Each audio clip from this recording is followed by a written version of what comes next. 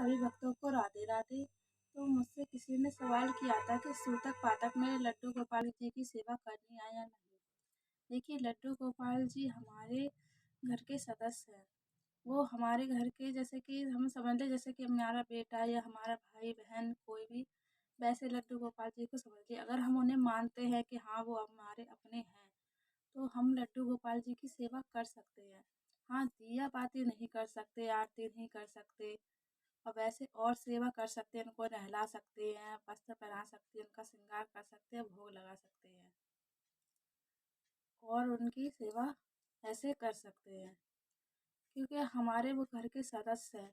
इसलिए अब ये सूतक में ये होता है, जैसे किसी की मृत्यु हो जाती है तो 13 दिन तक पूजा नहीं होती। 13 दिन तक हम हमारे ठाकुर जी को भूखा कैसे रख सकते हैं। हम हमारे बच्चे को जैसे भूख लगती है, हम तो उसे तुरंत भोजन देते हैं, तो तुरंत दूध देते हैं, तो हमारे ठाकुर जी हैं, उनको हम ऐसे 13 दिन तक भूखे प्यासे कैसे बैठाए रख सकते हैं।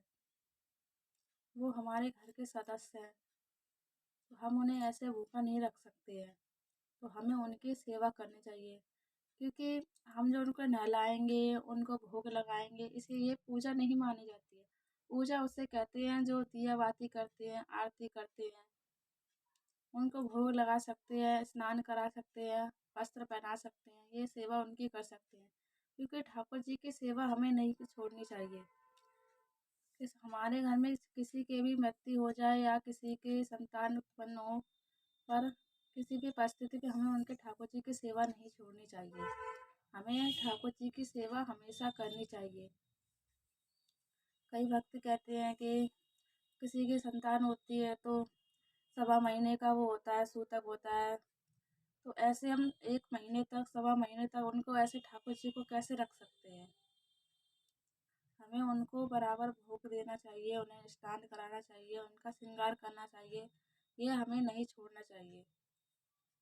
उनकी सेवा हमें हमें किसी भी परिस्थिति में करनी चाहिए। उनकी सेवा हमें नहीं छोड़नी चाहिए। तो आपको हमारी वीडियो पसंद आई हो तो लाइक करें और सब्सक्राइब करें। राधे राधे।